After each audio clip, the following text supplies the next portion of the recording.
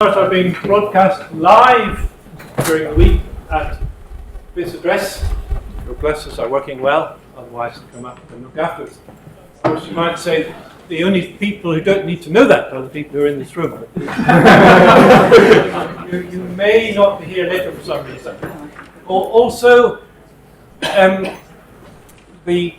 as usual, everything goes up on the Newton website. Both the lectures and the slides from the lectures in about 2 weeks' time. Okay, so I already introduced Danny Ralph. It's a double act, and I will now just pass it over to you and let you continue. So I hope I'm now mic'd up, which means people at the back should hear me slightly more clearly than. Does it sort of sound like I'm on? Well, never mind. I'm assuming that whoever's recording this can hear me.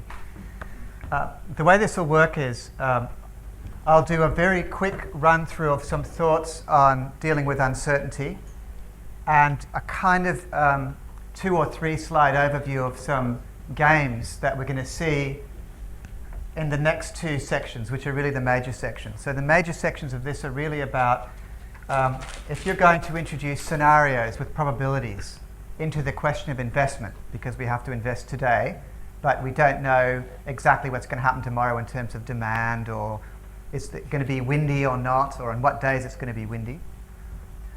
Right, so this topic here will be about stochastic programming, two-stage stochastic programming with recourse, for those of you who know and love stochastic programming.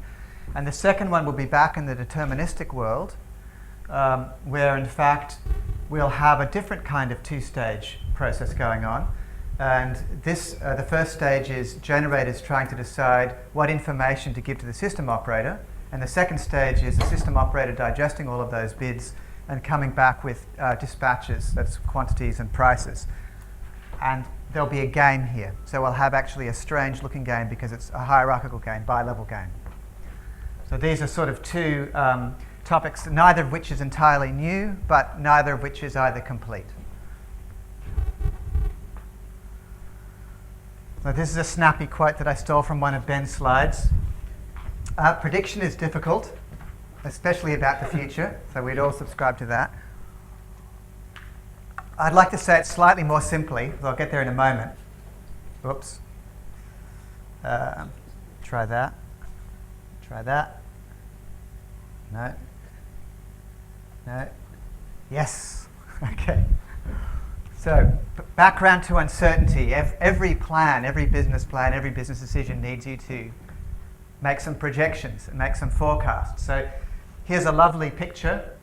The red line is the actual oil price between 1975 and shortly before the year 2000. And all of the other confetti coming out of this are all of the predictions made by people who actually know what they're doing. Okay, if you go to an oil major and you ask them to predict oil prices, they do it at least as well as governments. And yet they're struggling. Why? Well, they're not idiots. It's just difficult to predict into the future. And it's particularly difficult to predict when you're asked to give a single number for something that in the future could be in a range.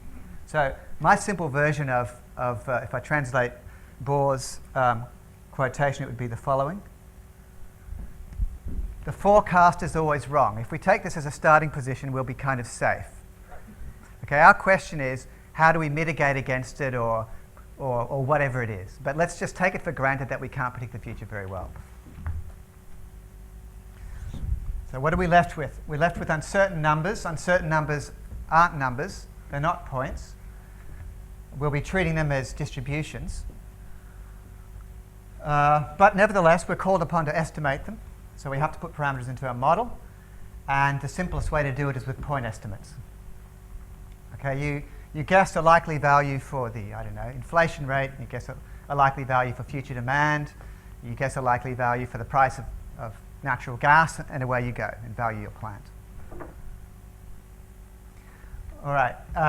Sam Savage, I know from teaching in the business school on the MBA program, and he's done some stuff with us also for executive education. So he has this nice thing called the levels of stochastic enlightenment, which I'm going to rehash for this audience. So you have to make a decision, a plan. You have to commit yourself to something or decide not to commit to something. You know that all of the data that you're going to put into your model to give you this plan or this optimization or this valuation are all a bit uncertain, unsure. What should you do?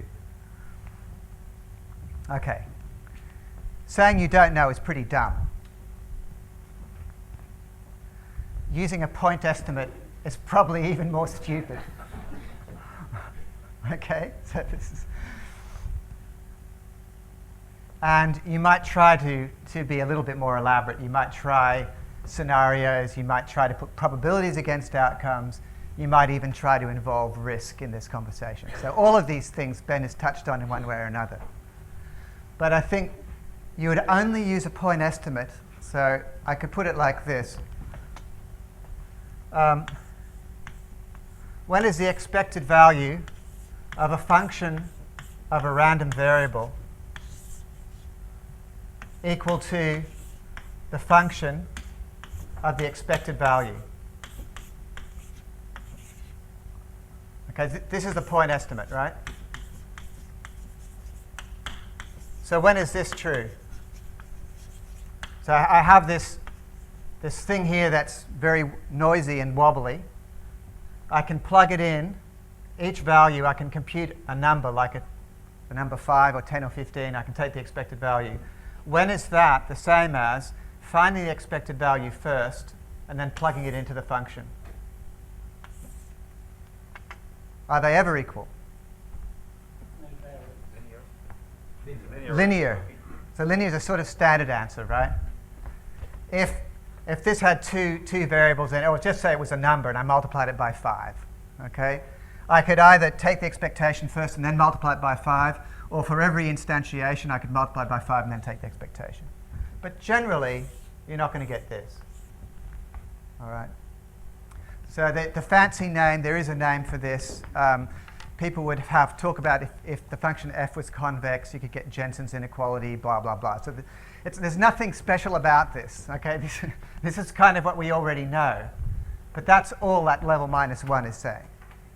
You'd only use point estimates if you're pretty sure that actually this is a substantially linear process, or you're in a region where it's substantially linear. So that's the flaw of averages, okay?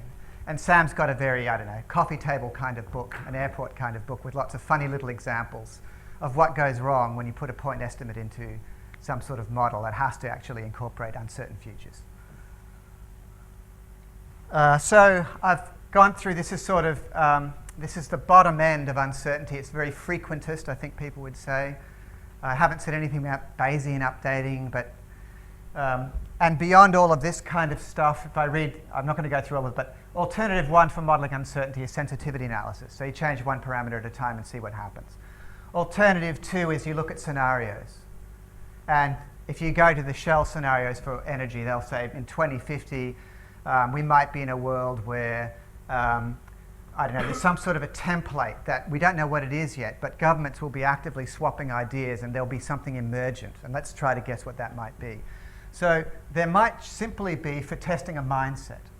And then if you really want to get into numbers, then you might want to say, well, look, I've got all these uncertain things. I'm going to put an outcome against, a series of outcomes against them and a series of probabilities, and I'll be able to calculate averages. I'll be able to use probability distributions. Of course, there are many other ways to go. Let me stick for a moment with scenarios, because this is where it gets relevant for electricity in particular, and this is touching on something that Ben started to explain to us, in fact. So a traditional review of reliability in a power network, power system, the system will be secure against some defined contingencies.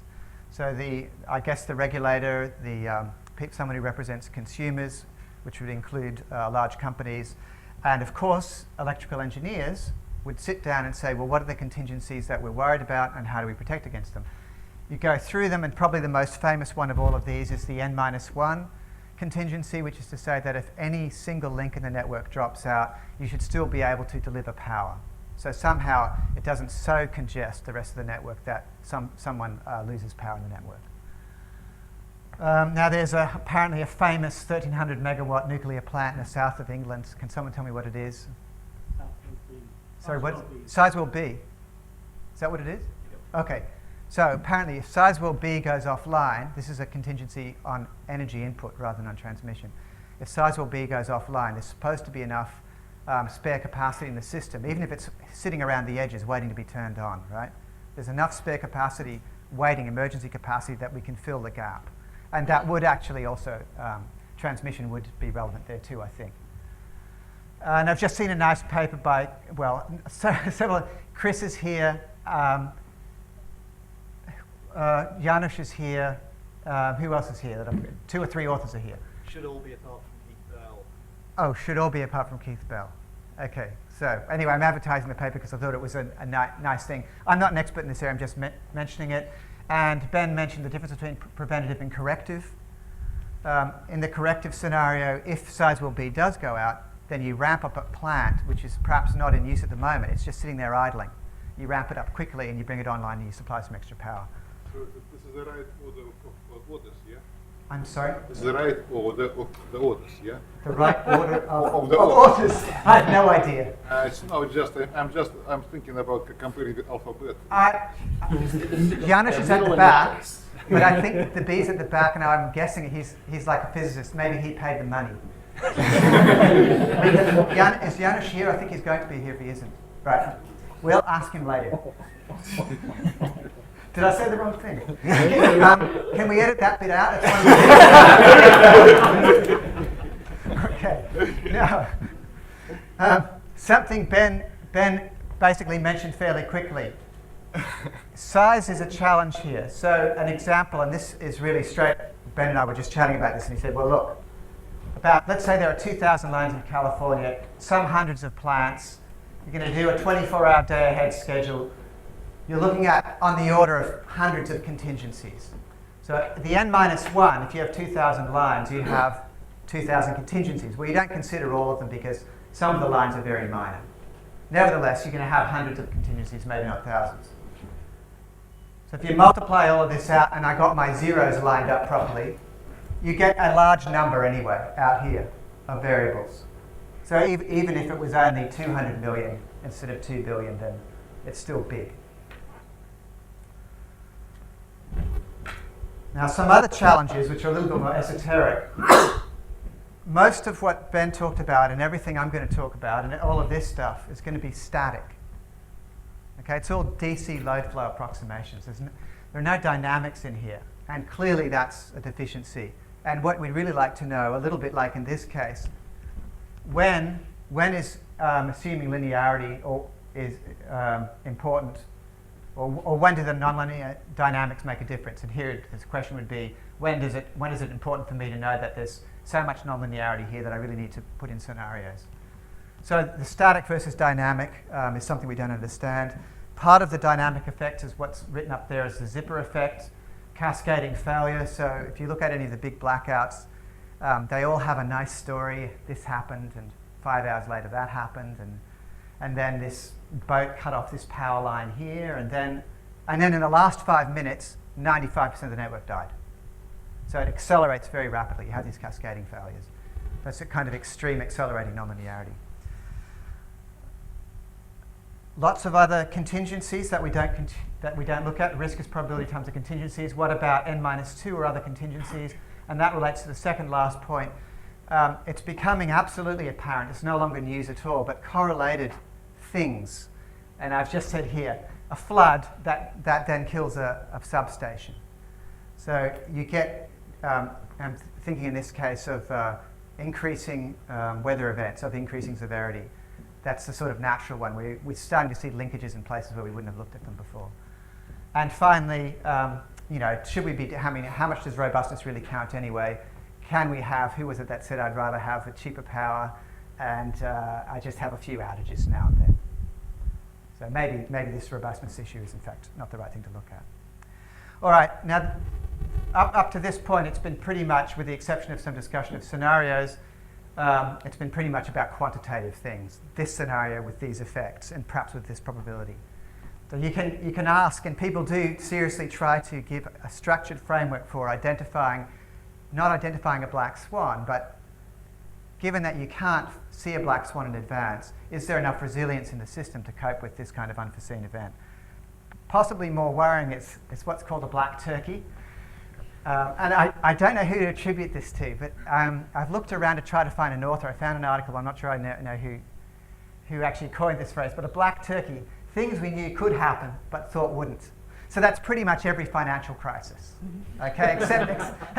Maybe except for 1929, but even then I think that's stretching a point. And this one I kind of mentioned, the zipper effect, catastrophic failure of complex systems. All right, now I'm going to whiz through this quickly because I don't want to, I've just gone beyond my 15 minutes. The way people quantitatively explore uncertainty is often either with real options, and I'll skip past it because neither of these topics is about it, but I just felt I had to mention real options. So excuse me for those people who know and love real options. I'm going to keep moving right through. This is something that Ben is going to give an example of shortly. There's an investment problem. So this is a second technique. It's I guess what you might call traditional stochastic programming. The model Ben is going to present to you ultimately is going to look like, is it a big LP or a big QP? LP. A big linear program. So go back to George Dantzig in the 1950s and start saying, well, what would happen if I have to make a decision now? That's my first stage. I have to invest now in, say, transmission lines. The problem is that I don't quite know where the power is going to be needed tomorrow in different parts of the country, or if I'm putting in different sorts of energy generation, such as windmills. Wind is itself volatile. So I'm trying to kind of look ahead and say what might happen. So the second stage is a production plan for each future scenario. So these are the recourse variables. You make some decisions now, and then you make some decisions later. Those future decisions depend on your future state.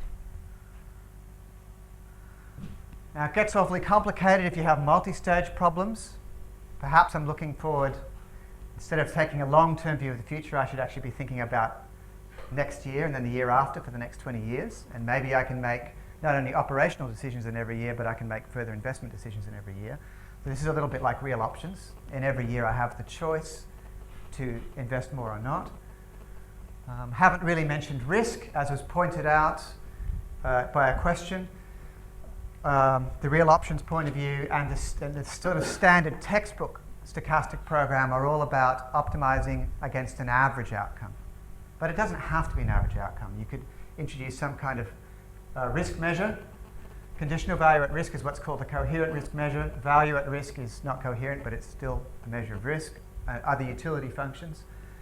And last here, again, size is a challenge. We already had a challenge with the sheer number of contingencies. If we have to put probabilities against them, it's going to get messier. If we have to do it over multi-stages, these things are going to compound exponentially. And in the end, if you're going to if you're sort of out here in this stochastic space, you're going to have to do something with scenario selection just to keep the problem of a manageable size. Then you run into all sorts of theoretical problems. Are the scenarios that you select, are there enough of them for you to be sure that you've converged stochastically, whatever that means? So, lots of stuff for mathematicians, statisticians, optimizers, electrical engineers, and economists to do. I think I'm almost there, Ben. And then I'm going to get him back up. Where's Ben? Right. Yes, he's going to have to come back up. I just wanted to rebrief you, if you like, on what's behind the model that Ben's going to put up. He's already talked about games a little bit. But here's a sort of a standard. Now, I'm not an economist in spite of what was announced. I'd like to call myself an economist, but so David Newbury or someone else in the audience will correct me if I say something wrong here. Here's an Arrow-Debreu situation. I have n players, and each player has to choose its generation quantity Gi, and they know the price at this point, and they know their cost function. So the data for the problem up there would be the price P and the cost function C subscript I. They're going to choose their generation capacity Gi. Now, simultaneously, if indeed this is an equilibrium, that price P will clear the market, which is what's happening on the second line. So the first inequality says that the total supplied by all the generators, somehow mysteriously, okay, this is what the equilibrium means, somehow mysteriously the price P will be chosen so that there's enough generation to meet all demand, so let's say demand D is fixed and known, and the price will be non-negative, and you have this complementarity between those two terms there, which is to say that you will only get a positive price if indeed the amount of generation exactly meets demand. Otherwise, you'll have excess generation and the price will fall to zero. Now, when I talk to certain economists, they tell me this is not a game. There are players, but price is not determined by a player. So this is an equilibrium process or a market. Now, I don't want to argue about terminology, but I'm sure that we'll be able to be enlightened by experts if we really need to know the difference between a game and an equilibrium problem. Now, the interesting thing about this, and this goes back to Adam Smith, and then I guess it was mathematized, if that's the right word, by Samuelson, was that if the players are perfectly competitive, and have I said actually what that is? Effectively, these two are related. They're not separate statements. You could either say they don't anticipate their effect on others, but more so, they produce up to the point where their marginal cost matches the price. If there's a gap between these two, so they're not worried about the cost of the plant itself. The plant is a sunk cost, think of it like that. They'll just keep on producing up to the point at which their marginal cost gets too expensive. So they have a cost function that looks like this. Their early units are cheap and their later units are more expensive. All right, then, so this is a convexity assumption. Then the Arrow-Debreu system up there, that equilibrium problem, is equivalent to a single system optimization problem, which is about minimizing system cost of meeting demand. So this is the invisible hand or perfect competition system optimization of that equilibrium up there. So Ben is actually going to use this kind of thing with one difference. In the game, Ben's going to look at, I think, yours is perfect competition, isn't it? Perfect competition. Okay. I'm modeling the UK, and we know that has perfect competition. Of course. The UK is perfectly competitive. The other most popular thing that people use, I would say, is the core known model. And the difference here, in very rough terms, is that you assume the price is an exogenously given function. It's not derived as a consequence of the equilibrium. And each player realizes that they affect that price because if they withhold quantity, they know they'll drive the price up, for example. But they take for granted the other player's prices. So basically it's a Nash game. That's hence Nash-Cornell, I think is the phrase that Ben used. But a kind of warning, in general, games in equilibria can't be written as single optimization problems. They involve complementarity conditions, which is what the Arrow-Debreu thing involved, the complementarity between the gap, between the amount generated and demand, and the price, that was a complementarity condition, or multiple players who have separate optimization problems. And so, let me get all of these three up so we can have a look at them together. Ben is going to be talking about the top one. It's essentially a game in which none of the players anticipates anything about the other players, and it happens to be perfectly competitive, and so the top box in that case can be reduced to a single optimization problem. And he'll do it in the stochastic case. I'll talk about what's happening down here, which is where each generator is trying to figure out how to maximize its profit by somehow bidding strategic information into the pricing mechanism. So in the dispatch problem, I put information in, and the system operator comes back with my price and my quantity. And I'm going to fiddle the information I put in to maximize my profit. And it turns out this is a two-level game because there's an optimization problem here sitting on top of another optimization problem, which is the way the ISO prices electricity. Okay, so I'll come and explain the structure later. But for now, I'm going to pass to Ben, and I'll just find his presentation.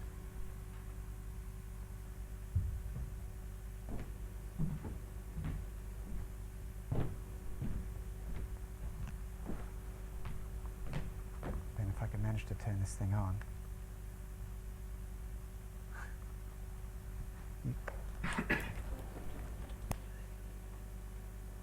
So my talk is going to be about 2 minutes, Danny, so I get you up as soon as possible because I enjoy watching you so much.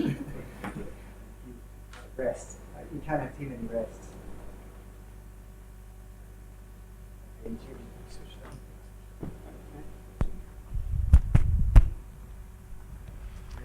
So this is an example of my very last PowerPoint slide of stochastic programming, but it's also an example, as Danny said, of an equilibrium problem.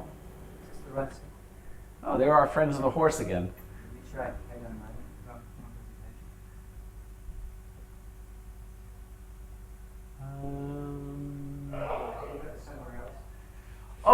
Is this my computer? Yeah. Oh. You can use your own copy. Oh, okay. That sounds good.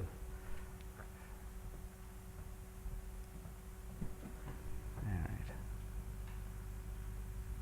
Be there in just a second. I think that's it. Let's hope. Yep, that looks good.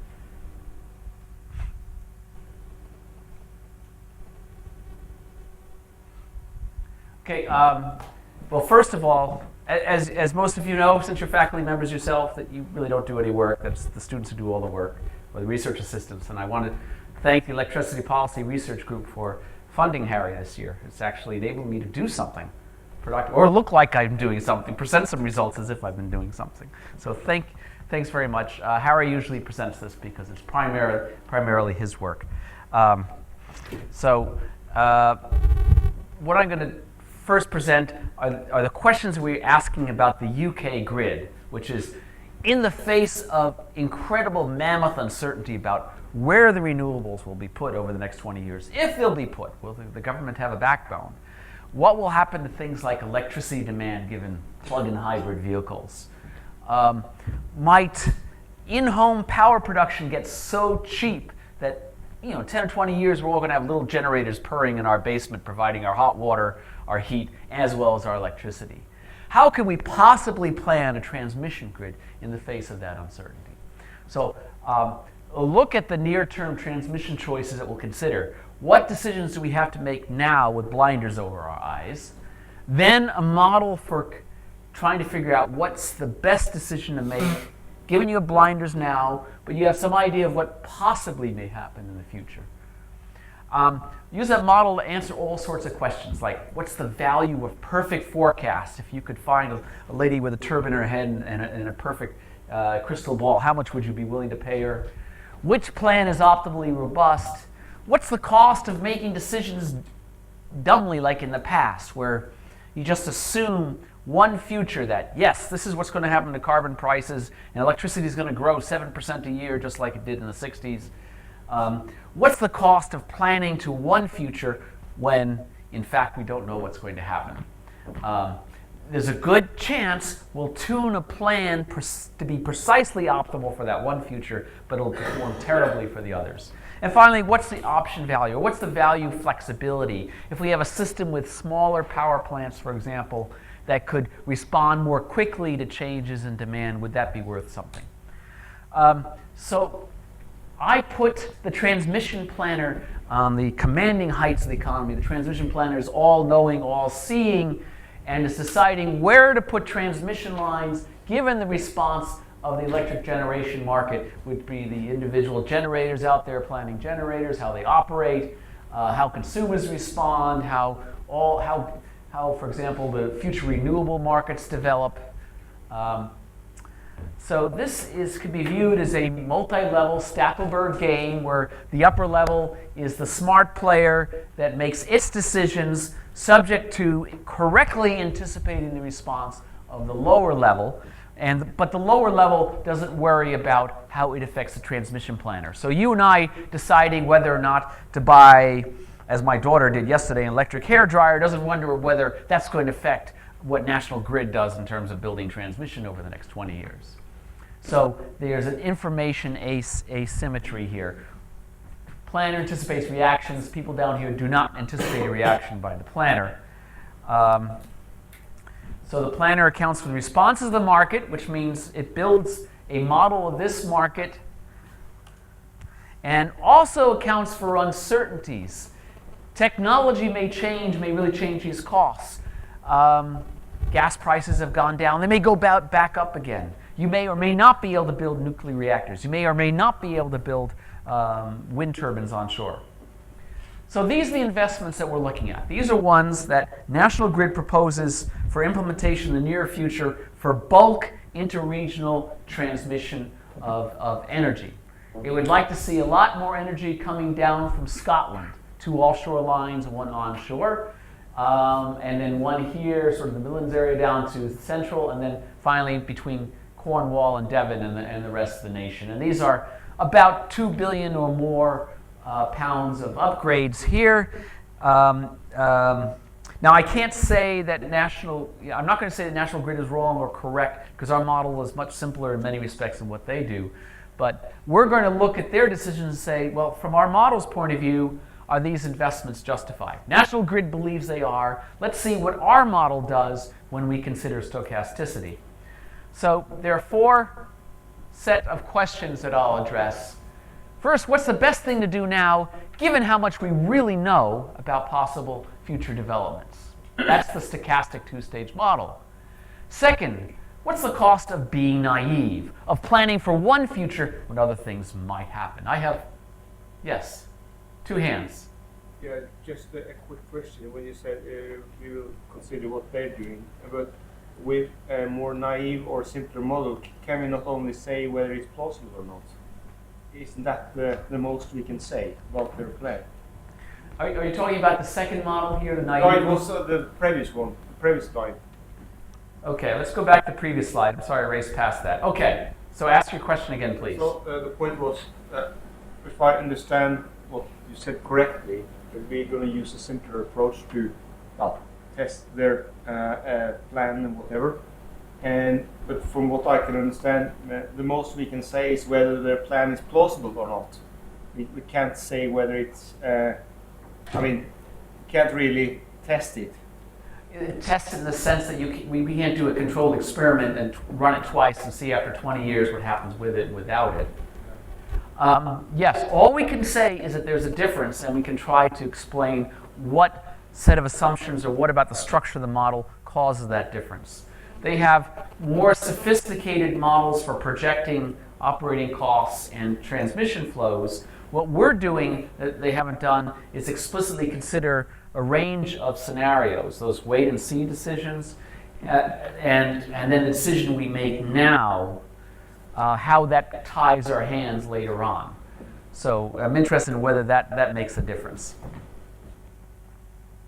Okay, so we'll have models that do optimally robust decisions, that is, the ones that minimize expected cost over all the scenarios.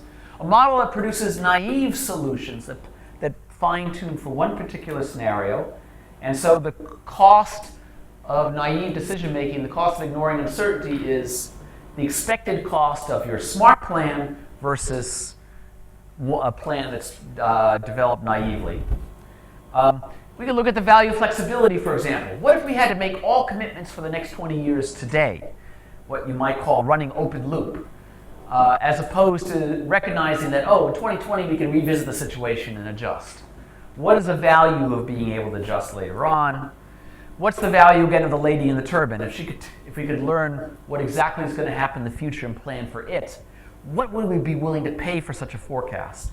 All these questions can be answered quantitatively. Well, excuse me, I can come up with a number for each of these, but I don't know if it's the right answer because of all the limitations of the modeling framework. But it gives us a way to think about these. Okay, deterministic planning can't. That's why I wanted to use a 2-stage planning approach. So just to illustrate the basic idea, I'm going to show a couple of decision trees. Decision trees proceed through time from left to right. So this shows a situation, a square node where we make a decision, and some circular nodes where Mother Nature makes the decision or throws the dice. And because we're to the left, we have to act first. We make a choice, build X or build Y, and then Mother Nature decides whether demand goes up or demand goes down, perhaps with some probabilities. In a more sophisticated analysis, and in fact in what we did, we then have further decisions after that point where we can say, oh my goodness, we really guessed wrong on the demand, we better correct things. I don't show that here. All I've done here is said, imagine this is the end of the world, and we have costs associated with each of the states of the system. So if we build Y and demand is high, we have a cost of 38. Had we built X instead and demand was high, we would have had a cost of 47. Which of these 2 alternatives now, we have to decide here before knowing the future, would we make? So we solve that by backward recursion, backwards dynamic programming, starting at the end, calculating the expected cost at each chance node, and then choosing the best alternative at each decision node, and that says that, okay, in terms of expected value, y is best because it's an expected value of 36. Now, our model, instead of a simple tree like this, has approximately 500,000 variables. And so it's doing this as an optimization model rather than as a tree, but I hope it's giving you the idea. Now, how do I quantify, for example, the cost of ignoring uncertainty, the cost of making a dumb decision based on fine-tuning? Well, you have to have a model that first makes a choice based on the assumption that you know the future. In fact, for example, we might say, I know demand is going to be medium, not high, not low. And so my naive decision, given I'm ignoring uncertainty in demand, would be, oh, well, X has a cost of 35 versus 36 for Y. Let's choose X. Now, considering my true beliefs about what sort of things can possibly happen, since I actually believe there's a probability of low and high, the actual expected cost is 38 for X, not 35. The actual expected cost for Y is 36. So I've made a naive choice, if I follow this naive process, of X. I'm going to incur an expected cost of 38. That expected cost of 38 is more than if I had solved the stochastic model and instead chosen Y, which has a cost of 32. The difference, 38 minus 32, is the cost of ignoring uncertainties. Expected regret because you followed naive decision strategy. Again, instead of using simple trees to quantify this, we use this 500,000 variable model to quantify this for somebody who might look like National Grid. Okay, let me compare this to the way transmission planning's been done in the past. So, for example, there's been a lot of work on individual power lines. For example, an interconnector BritNet between here and the Netherlands, saying what would be its profitability, assuming exogenous price processes based on price processes we've seen in the past. We fit those things, maybe adjust them a little bit because we think, okay, if you build in a power line, it'll change the prices a little bit. But that's definitely a financial analysis where you invest in the line now, subject to uncertain prices you can't affect. There's no recourse later if it turns out you were wrong. In our model, we do have recourse. You can adjust things later on. So that's one difference. We add those nodes there. Another type of generation planning, which actually the first paper, Awad et al., is what we've done in California, single-stage transmission planning under uncertainty with an explicit generation response. We did not consider transmission investments we might make in the future.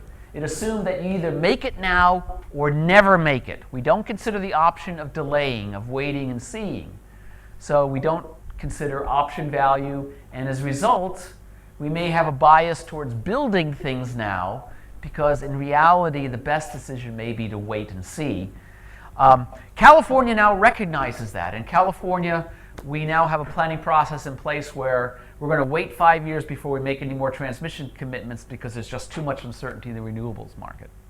But anyway, this is the sort of analytical approaches people have made in the past. I'm going to skip these and show you the two-stage structure of the model where in 2010 we commit to transmission investments and simulate how the generation market may respond, followed by how you operate the system in 2020, and then under each of the possible scenarios, high renewables, low renewables, high demand growth, etc., that you can then, you have these wait and see decisions for transmission and generation investment, followed by operations in 2030 and then every year afterwards. We assume 2030 is repeated forever, which is an approximation, obviously. Okay, two-stage optimization. The usual thing, we have a cost objective, which is expected cost, subject to the usual constraints about capacity constraints and transmission, Kirchhoff's laws, etc. And by the time we get through with 6 scenarios in 7 regions of the UK, 500 hours per year to represent the variability in wind and demand. By the time we multiply those all out, it's 500,000 variables, which is solved in a PC in about 5 minutes. I contrasted my dissertation, which had 10,000 variables, took 2 hours to solve in a mainframe, and burned through $10,000 of computer time in 2 months. PCs are great. Okay, the assumptions don't interest us very much here. Although I do want to point out that we not only consider long-term uncertainties in terms of how the structure of the market evolves, we also have short-term uncertainties in terms of the wind blows in one place but not in another, and it may be blowing when you have high demand. We basically look at several hundred realizations within a year. So 2 types of uncertainty: short-term variability, long-term structural. So I'm just going to show a robust solution and the cost of a naive decision. I will skip the third one. So we'll show what, based on our analysis and a particular set of assumptions, which I don't believe at this moment because the assumptions have changed, what we would recommend for out of these 5 investments to make now. And then I'll show you what we quantified as the cost of naive decision making. So the results are very preliminary. In fact, I'm not sure if this was from this month's presentation or the previous one, which had different answers. So this is just to illustrate the methodology. We haven't submitted this yet for publication. And in fact, before this gets posted, I should probably take a look at this. Okay. So remember, 2 sets of decisions, here and now and wait and see. Here are the here and now decisions under, and it looks like if you can do it, onshore wind looks great. We have this 20% renewables target. Nukes look great. And basically, those are the most profitable, the least cost investments until 2020. But after 2020, stuff happens. For example, after 2020, what if, for example, distributed generators, those little generators you put in your basement, got really cheap, natural gas prices fell? Then after 2020, your incremental capacity needs would come from, you'd do some more wind, but you'd put a lot of stuff in people's basements. Oh, and what do you do in terms of transmission? You only have 1 additional transmission line in 2020. You know what I forgot to say? Out of those 5 transmission lines, we only found that, at least for these assumptions, that 2 of them were justified doing now. The rest you should wait and see. So an additional Scottish interconnector 2020 if much of your generation is coming out of the basement. On the other hand, what if we have a paralysis scenario? You can't build stuff on shore. People say it will bother, the wind turbines will bother the sheep, or it's impossible to build new nuclear plants because of it's impossible to get planning permissions.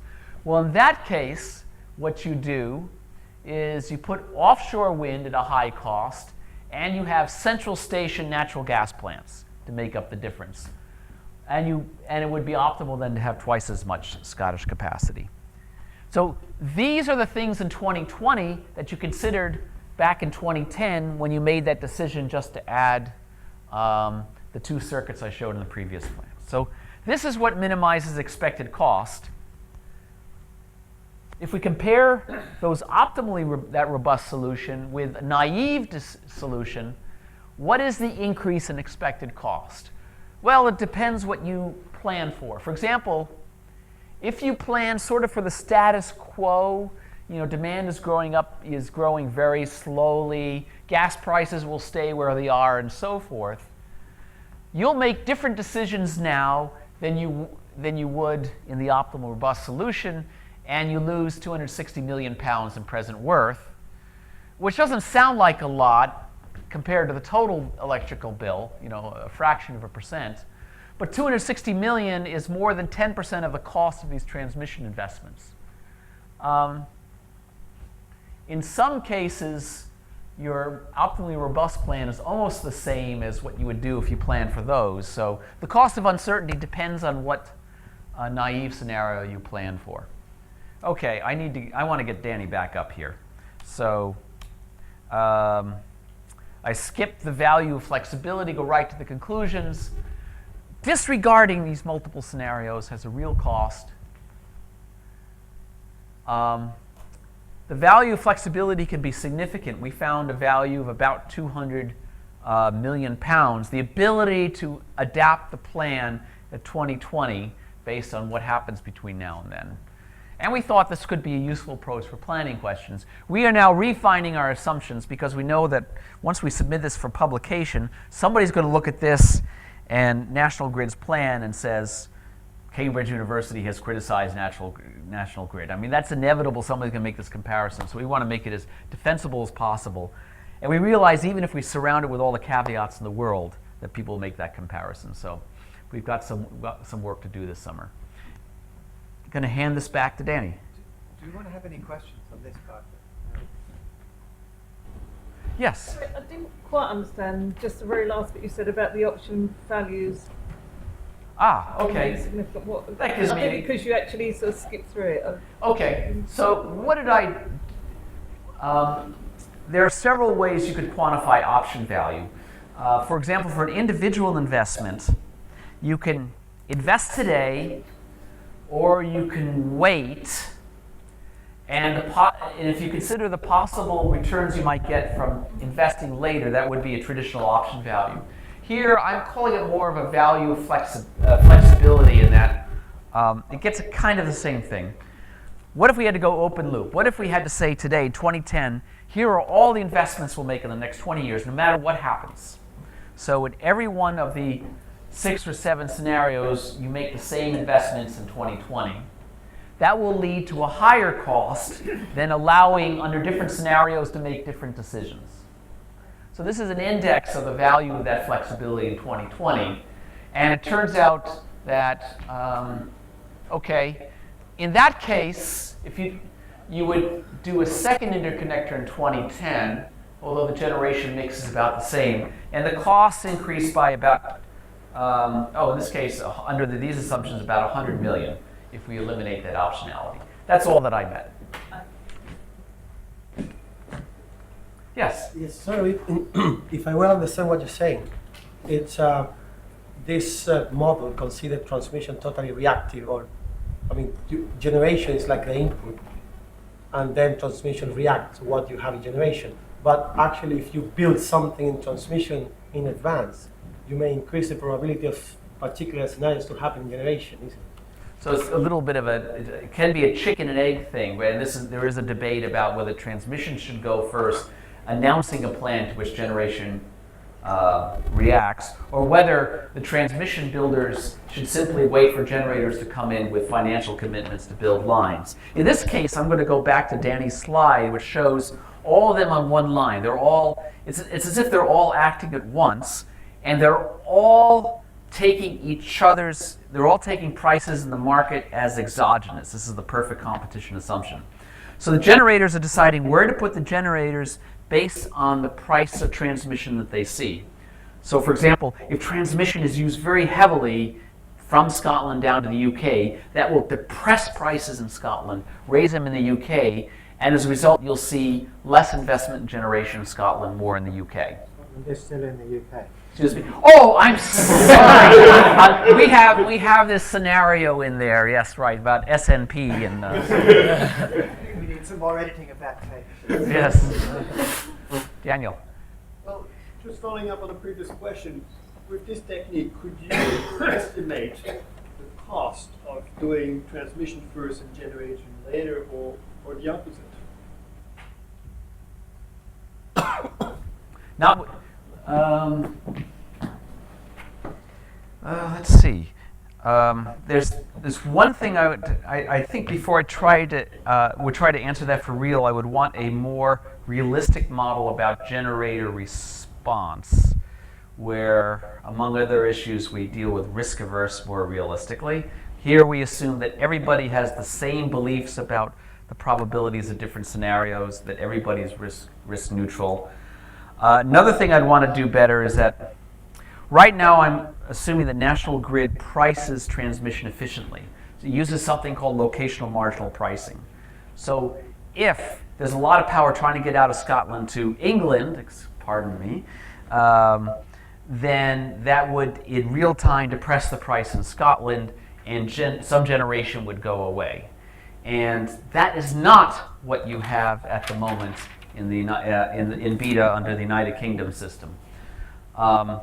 So before I would try to refine it to ask whether transmission first, generation second, and vice versa, those significant differences, I think there's some issues that we need to address about realistically representing how transmission is priced now, as opposed to this sort of ideal situation where transmission is priced efficiently. That's my next sabbatical here, I hope. Can I ask about the assumptions of the scenarios? Yes. I was thinking about this when you put up your first simple tree models. The reality is that, of course, those probabilities themselves are uncertain. Oh, So absolutely. if you place reasonable uncertainties on those and follow that through the analysis, how does that impact on your decision making? I don't know what the impact will be in this case, but certainly true that people have very different expectations, probabilities, what will happen, and it's interesting how that sorts itself in markets. Part of it is through financial markets, and one deficiency of this is that the word contract never appears in here. There are no financial markets, and that can make a big difference. Danny, you're doing some work on markets with different probability expectations and how you resolve those. Do you want to say anything? I can say one thing that you might try technically. I don't think it really solves the problem. It's a little step, which is that if you use a coherent risk measure, you basically allow the different participants to write down a different list of distributions, a different list of probabilities. And the assumption with the coherent risk measure is that they optimize against the worst of them. Now, the nice thing about this is it allows us to introduce sort of subjectivity into it. The bad thing about this is that you have so many more parameters to estimate. But what it allows you to get away from is risk neutrality. So what you'd be trying to look at is one of the things I'm working on. What you'd be trying to look at is if you had an equilibrium model where all the players were a little risk averse and they all had slightly different multiple views of the future, and each of them was trying to react against the worst of these. What defines an equilibrium? Essentially what you're looking for is what looks like a risk neutral probability distribution that only appears when you're at equilibrium. When the worst thing that can happen to me in terms of a future distribution is also the worst thing that can happen to you. So there's something, and you do this with a financial market. So you're combining multiple different futures in terms of probability distribution functions. You have multiple, I have multiple, but between us there's enough commonality that at equilibrium we'll find one that sort of simultaneously works for both of us. I can see that, but I can also see that when lots of big players, if you like, play the safe game, then the consequence is that it's always safer not to invest than to invest, and we get to where we are at the moment with a potential shortage of capacity. Exactly. So that if I was to do a little picture, it would be with investment. Does transmission come first, or you'd have an arrow around to capacity, energy capacity? Then you'd have the arrow, you don't know which one comes first. And we have the same story. Why is it that some people say, ever since we liberalized, electricity companies haven't been investing enough in additional capacity, just in case we have that 1 in 100 year winter? And the electricity companies say it's a bit risky to do this. We don't know if we'll get our money back. And the government says to them, look, you guys know how to price risk. It's your business. And then the electricity companies say, actually, you, the government, affect our risk because of regulation. And that increases our risk premium. Now, to model that is a hornet's nest. But that's one of the reasons to introduce risk aversion. You try to capture that. Some things, like you might argue that weather, as unpredictable as it is a lot easier to model stochastically than the effect of regulation on the carbon market. So maybe these have a different nature. Maybe one we should model with a jump diffusion process or something. And maybe the other, or whatever they use, don't ask me what they use for weather. And maybe we should use for regulation just scenarios. And I'm trying to, or PDFs, but different ones. And I'm trying to, it could be like this or it could be like that. So maybe there's some qualitative difference that we need to apply when we think about this. Danny, I should give you the floor back to you. Okay. Great, that's a perfect slide. Okay. Ben, should I grab the microphone? Oh, you should. So a lot of actually this discussion is, thank you very much, it's really about the views of the participants. So the difference, I suppose I should put this on. The difference between a game here and a game there or a game there, it's about what the players anticipate. If they anticipate that they might be able to affect transmission, you would have a different model to the one that Ben talked about. Now, I'm here where the assumption is each generator realizes it has an effect on the price. So they're all, let's say, that the top 10 electricity producers in Europe could, actually, it turns out the empirical evidence is slightly against this, but they could if they wanted to swing the market. In Europe, they tend not to, and the guess is because they're worried about a regulator coming in and suggesting that they divest, that get broken into a smaller company. But in principle, if you have a few large players here, by being tricky with their bids here, they could actually change the price and the quantity to somehow increase their profit. So I'll just have a very quick look at that, because I think we're actually getting to the point where we'll all be asleep, including me on my feet. So let me try to find this one. I think it's that one.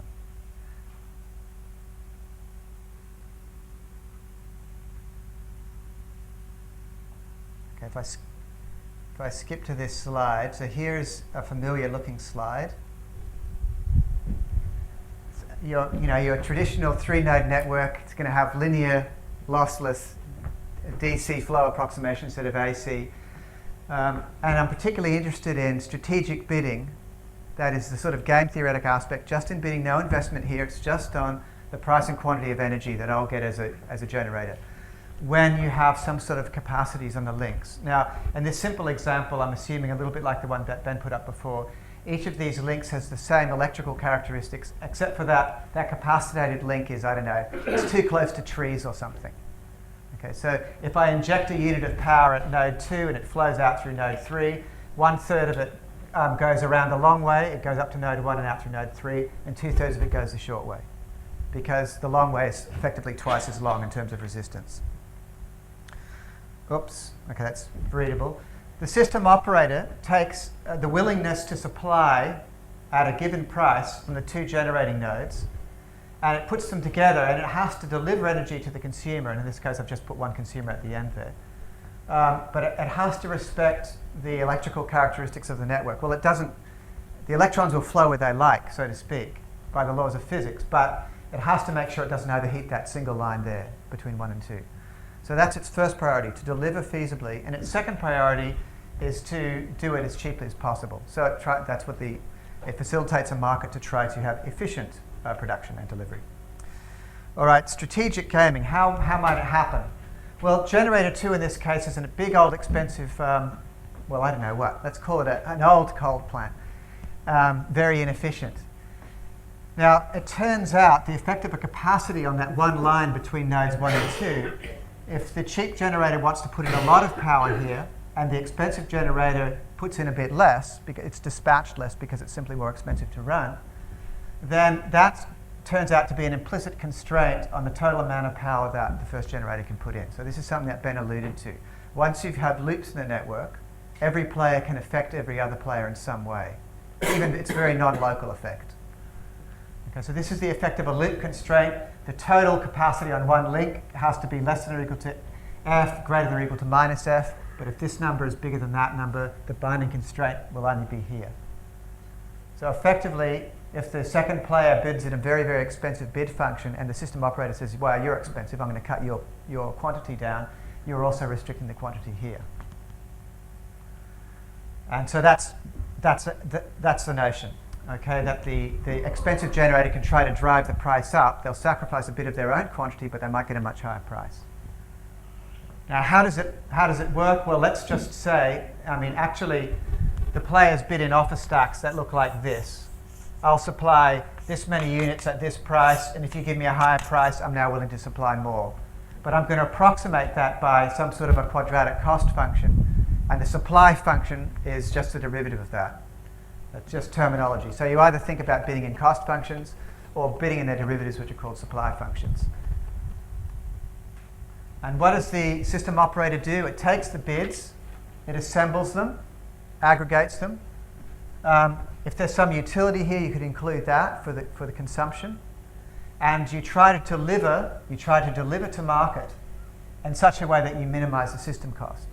Now, if the first generator bid their true cost and the second generator bid their true cost, and they were nice convex functions, this is the invisible hand at work again. You'd have maximized system welfare or minimized the cost of delivering against consumption. Here you have the line capacity, assuming that you have more units delivered by the cheaper generator. And here you have flow balance, which is to say the total amount that the two generators inject into the system is the same as the amount that the consumer sucks out. Now, once you've solved this, generator 1 and 2 are required to supply whatever comes out of this, the optimal quantities. And what are they paid? They're paid the marginal cost according to their own bid. So if they bid sort of falsely, they have to live with that. But that's fine if they make some money out of it.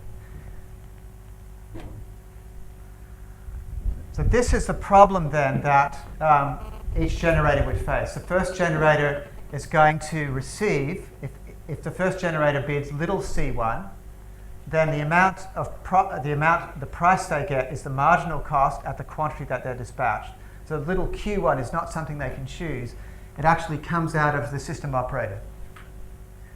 And so that's their revenue, the first term. The second term is their true cost. So capital C1 will represent their true cost function. And their game is, well, what cost function should I bid in order to make some money? Now, they might make some money even if they bid their true cost function, but they might make more money if they bid something else. This is what's called a bi-level program, because where this quantity Q1 comes from is that previous optimization problem. So there are two optimization problems here. This is the one at the bottom that defines the quantities, Q1 and Q2, and it needs both players' data into it. And this is the one that each player faces. They have their own profit, but their own profit is governed by their quantity and their price, which comes out from the ISO, from the system operator. Okay, so I've used this mathematical program with equilibrium constraint. If you rewrite the bottom problem as its first order conditions, you can call it an equilibrium problem, and we'll do some reformulation in a moment. Or mathematical program with complementarity constraints is actually what we'll see. So these are just terms that float around. But think of it as a bi-level program. Now, how do you convert that bi-level program into something that you can solve computationally? And solve is a very loose term because, as we'll see in a minute, it's not a convex minimization problem or a concave maximization problem. It's much more nasty. But anyway, if we wanted to apply a nonlinear programming algorithm, how would we do that? Well, as I said, you replace the system operator's problem by its stationary conditions. So you're going to need to introduce Lagrange multipliers. This slide is an aside. The multiplier mu is for the energy balance. The multiplier lambda is for the transmission constraint. And if the transmission constraint is binding, if you run out of space on that transmission line of capacity, then this lambda could be positive. In that case, you're going to reduce the amount that you pay to the cheap generator, and you're going to increase the price that you pay to the expensive generator. You're trying to incentivize this guy to decongest the line by giving them more money.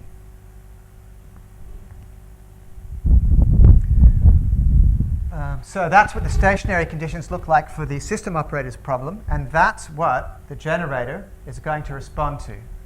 So there's its profit, and where does its quantity come from? Its quantity comes from this optimality condition above. And so now it has many more variables than it started with. It's not only got the variables that describe its bid. If it had a quadratic bid, it had two variables that describe its bid. That describes the function little c1. And then to figure out what its profit will be, it has to solve the system operator's problems in this format to get the two quantities. It doesn't care about the other generator's quantity, but it has to calculate it anyway, or the consumer's quantity, but it has to know these things. Now, what we're going to do is replace this complementarity term, which says that this vector inner product with that vector has to be 0. We'll just write that as an inner product, so that this system becomes a bunch of linear equations in this case with one bilinear equation. That multiplied by that equals 0. So it's just a straightforward trick and to give you access to nonlinear programming software, basically. Now, as I've already explained or sort of mentioned. Sorry, can I ask something on the Yeah. previous slide? Yeah. So what does generator 1 need to about the bit that generated two. Okay, standard assumption in the game, everyone knows what everyone else is doing. So for example, at equilibrium, I know all the data that goes into this. I know both of the bid functions, for example. So it's not defensible, but it's cheap and nasty. And the other thing that's cheap and nasty about this, of course, is that it's static. There's no stochastics, there's no time element. All right, so these are very, very simple stylized models. The problem that each generator faces looks something like this. I'm trying to maximize my profit, but there could be multiple points where my profit function's at a local maximum. And what's happening? Wherever you have this kind of kink, that's essentially meaning, and what's along the bottom? Let's supposing I have a bid curve that looks like this. Here's my cost function. And the only thing I'm going to do is change the slope somehow. So maybe I can change it like that. I can change the initial slope. I can add a linear function to it. So I'm going to add a linear function to it. And that linear function is controlled by one number. So as I shift that number along, I discover that I get a different dispatch if the second player doesn't change their bid. But my profit has this unpleasant sort of shape. Well, as I change my bid, what I'm going to be doing is changing the congestion pattern in the network. So at first, maybe the network will be uncongested. Then maybe I congest one link. Then maybe I congest another link. Then maybe the first link becomes uncongested, and so on. So my profit function is nice, provided the congestion pattern doesn't change. So from a game theory point of view, this is very, very unfortunate. Because if I have multiple players, each of whom has a kind of profit function like this, it's very hard to get an existence result. Nash's existence result for game theory assumed that the profit functions were all concave. So he has a like 1.5-page proof in about 1950, which says essentially that if each player can bid in a convex, their strategies are in a convex set, and if their profit functions are concave, and if there's compactness, that is, their strategy sets are bounded as well as being bounded and closed as well as convex, then you can find an equilibrium point so that everyone is happy. They've all maximized, they've all found their unique, or it doesn't even have to be unique, they've all found an optimal point. And that result just falls over immediately as soon as you have a level set like this where I can have non-convexities occurring for a function like this. So that's, I'll just go quickly through here the sort of properties. So in a classical game, you have convex minimization or concave maximization. And here it's non-convex. Convenient existence theory, well, under all the convexity and so on, assumptions. Essentially there's no convenient existence theory, although I've started to meet PhD students who have got some fabulous ideas. One of Gul Gherkin's students in the Netherlands. Which university is it? Osgo, yeah. Osgo would be great. Yeah. So maybe we might be getting to the point where we at least know how to describe probability. In the stochastic case, we might be able to do something useful here. And finally, there are lots of methods here. Some are theoretically efficient, some are efficient in practice. The ones that are theoretically efficient are called continuation methods. Maybe not efficient. They're theoretically guaranteed to work, but they're very hard to operate with. And Newton methods.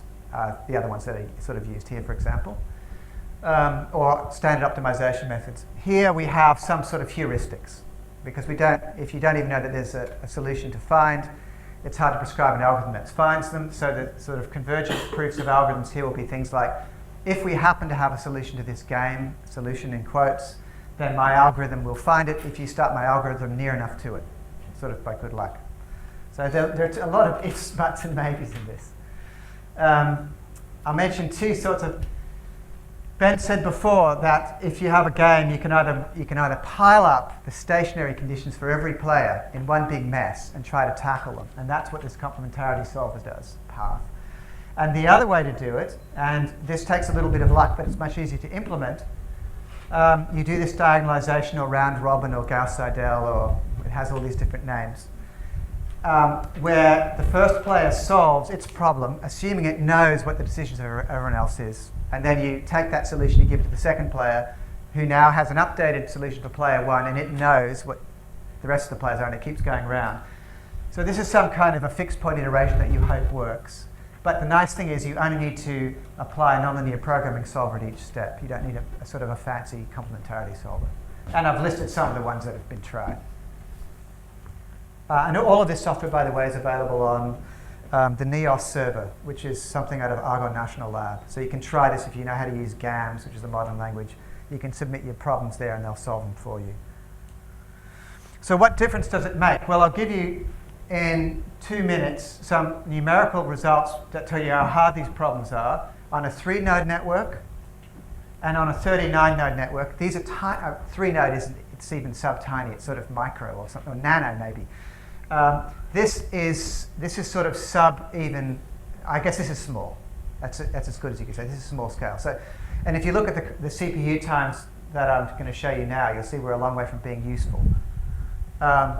There are some other stuff there about convergence and checking whether we think it really converges something useful. But just in terms of computation times, on the 3-node problems, naturally enough, pretty much everything we tried worked if there was a solution to be found. That's not too much of a surprise. When you get up to 39 nodes, pretty rapidly, the complementarity solver, which just tries to solve all the stationary conditions as one large simultaneous system, starts to struggle. And I think the total number of variables here is still only in the low hundreds. It's 39 nodes, but when you put in all the multipliers and multiple players, it sort of grows. So there are only hundreds of variables. I don't think there are thousands. And the only method that seemed to sort of scale remotely well, given that this is still a very small problem, was apply the optimization method to each player successively and then keep going around. So that's my best guess at the moment. In other words, we don't know very much about solving these in large scale. What's the scale? CPU time up here. Yeah. And here, these are just 3 different sorts of problems on the 3-node network. There are 3 different sorts of problems on the 39-node network. CPU time in what? Seconds, years? This is seconds. Oh, okay. Yeah. 200 seconds isn't much, but for a 39-node network, it sucks, basically. And, okay, last thing is, what do you do when you have a tool like this anyway? Well, you're interested, as Ben said, in understanding effects in markets. So let's look at 3 different kinds of markets on the same network here. One's perfect competition. Everyone bids a supply function, but they bid their true cost, essentially. And the system operator then says, all right, I will now meet demand at minimum cost. So that will maximize welfare, minimize cost, and so on. Then there's a supply function equilibrium market where the players are strategic. Now that's exactly the thing that I've been showing you, that I've been modeling. So I don't have to bid in my true cost function. I can bid in something else to try to maximize my profit. And the third one is a Cournot market, which is, it's not entirely natural here for various reasons, but it's a uniform price market, so it won't matter whether the network is congested or not. So I have perfect competition, supply function, and Cournot.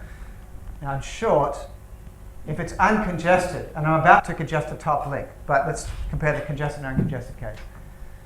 So in this particular example, the perfectly competitive consumer price was $12 per megawatt. The supply function equal price was 10% more, and the Cournot price for the consumer was 180% more. And here I'm using the consumer price as sort of an index of how efficient this is. It isn't quite right. I should really use welfare, but just for simplicity, we'll look at the consumer price. Now, if that line is capacitated quite tightly, that means effectively we have to reroute things a little bit because I can't generate as much power as I used to in node 1. I've got to generate more power in node 2, and node 2, it turns out, is a more expensive generator. So even in the perfectly competitive case, the price jumps. It jumps by $3 from 12 to 15. So we lose some efficiency, which I guess we shouldn't be too surprised about because our system is constrained. Perhaps more surprising is the effect on the supply function equilibria. The cost to the consumer has gone up, it's nearly trebled. And the effect in the Cournot market isn't all that great, but it's only nearly doubled. Now, what does this matter? Well, actually we have one of the, well, perhaps the most famous person in UK electricity sitting here, David Newbury, in the economics of electricity. So Klemper and Meyer started the ball rolling of supply function equilibria with their kind of classic paper. And Richard Green and David Newbury showed what might happen if you used a supply function equilibrium market in England and Wales. Now, one of the things that happens in the classical case, that is when there's no congestion, is that the supply function equilibrium price is never going to exceed the core node price. So I'm not saying Richard and David made this argument, but I think other people made the argument. Their paper didn't quite say this, but other people made the argument, well, obviously a pool and supply function prices are the right thing, and prices are going to drop. Now, when you have congestion, you might actually have the reverse result. Now, maybe in defense of the UK, in the UK they don't use, up to this day, nodal pricing, perhaps for this kind of reason. So if you want these kinds of results as you'd have on the top, then you have to have your transmission managed in a different way. But with the advent of wind and other renewables, we might now start have to introducing nodal pricing so that we send the proper price signals and you invest kit in the right places. I think that's all I want to say, except that if you look at that warning, you can calibrate a model structure, a game theoretic model structure, and the parameters to get pretty much any result you want. So this is a well-known story, right, in science. The more parameters you have to play with, the more damage you can do. Nevertheless, if you know the thing you're trying to model, I think you can be reasonably comfortable that the games will allow you to capture structure in markets that will help you to make some qualitative observations about what might happen in the future. And so I think that's where this is particularly useful. I think you can make quantitative deductions, but you have to work very, very, very hard indeed to do that. Right. Danny, thank you very much. Wealth problems for mathematicians. Many thanks for that.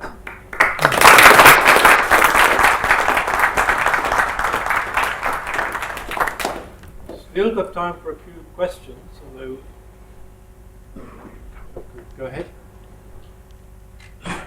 Danny, I'm thinking about a discussion that I've heard in New Zealand involving Transpower, the people who are responsible for moving power around the country, and the generators. The generators reckon that the transmission network limits the capacity to supply to customers, and the transmission people say it doesn't. And nobody's been able to answer that question.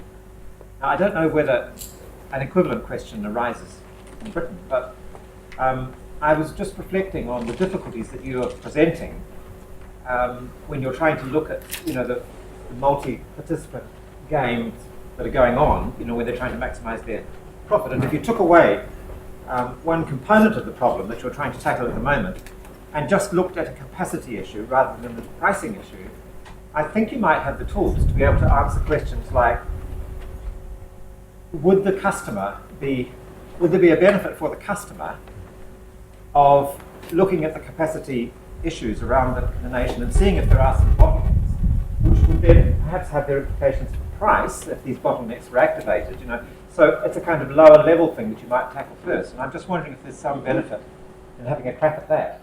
It seems to be, Ben has almost done some of that modeling in the transmission, because he's looked at scenarios. If we put in this line, actually in a more complicated way, because you're also looking into the future. But you can take a simpler problem, which is, I know it's installed today in terms of generation capacity and in terms of transmission.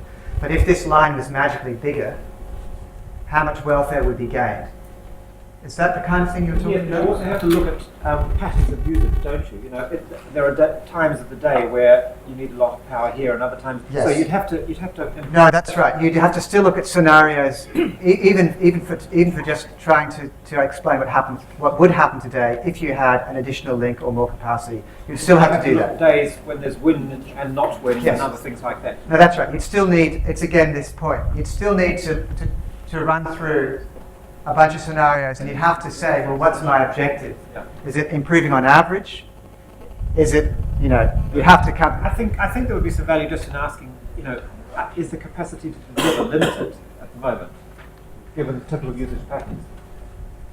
Yeah, I think a comment on that. In terms of how people analyse this in a single scenario, I think that's in a sense, relatively uncontroversial. Because people do look at finding a optimal transmission capacity, balancing the amounts balancing the costs of restricting generation and the costs of increasing transmission capacity. The thing where there's much less consensus is how you cope with the extreme degree of uncertainty in the planning process. But it's certainly the case that the optimal solution is very unlikely to be never restricting the generation schedule, because that would involve spending a lot on transmission capacity for certain very rare combinations of events. Or even now that the line between the north and the south of England is congested a lot. So why would we encourage people to put a lot of wind generation in Scotland? Well, maybe because there's a lot more wind there. That would be a good reason. But you'd have to then expand the transmission capacity. There's some sort of trade-off to be had there. Yeah, investigating the cost benefits of that. Yeah, no, I think that's what people do. Again, there are people in the room who are much better qualified to speak on this. I don't know, David, would you like to comment on the state of transmission currently? Well, it's exactly that. You wouldn't ever build a transmission system which was never constrained, because that would be far too expensive. The way in which Danny was ordering those problems is if you find a perfectly competitive solution which is efficient, and then you ask how much worse is the way the system is operating than that, then you immediately start asking, well, why is it behaving particularly badly? And one of the things that hasn't been discussed is you can place contracts on these generators so that they have a very strong incentive to deliver something closer to the competitive solution. But if you think back to the old days of the integrated generation, optimize the whole system. And now we're trying to break that up and decentralize it and give signals to where people should locate and what kind of generation they should connect.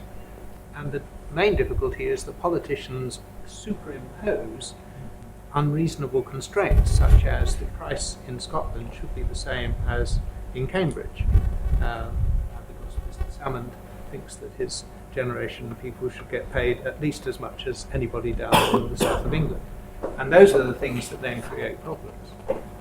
But if we go back to the perfectly competitive solution should mimic the well-decentralized integrated planning solution, that's not a bad place to start.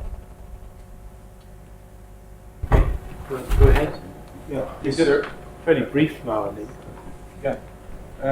Is there a possibility that this kind of case situation in sites here in New Zealand, that this is in itself an indication of some sort of equilibrium? If none of the parties want a change in their own yard, they want to change somewhere else. Is it not in itself a sign of some sort of equilibrium? Well, actually, one of Paul's colleagues in New Zealand, who we've been chatting about him before, is a guy called Andy Philpott. He's at the University of Auckland. So he and I and Yves Smeers, who's from CORE in Belgium, have been talking about this transmission problem as an example of, is it regulation holding up the generators? So the story that Andy tells is that the generators are waiting for the transmission to be prescribed in advance so they know where to build. And then the TSO is saying, it's a demographic issue and I need to know where demand is going to be big and where the generation capacity is going to be built so that I can connect it most efficiently. So it's a kind of catch-22. And if you're in a regulatory stalemate like that, I think that's a kind of paralysis where you might be better off making the TSO, as a government body, might be better off making a slightly bad decision to give some certainty. Otherwise, the generators won't invest. So that's a guess. But you might want to, again, model that as a game, which is what we've thought about doing, in fact. But it's the same issue I said before. When the government itself affects the risk premium through regulation, then you have to say it's going to have effects that you didn't anticipate.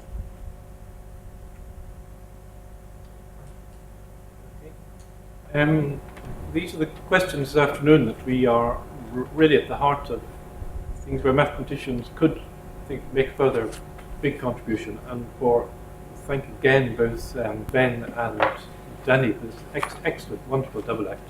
Thank you very much.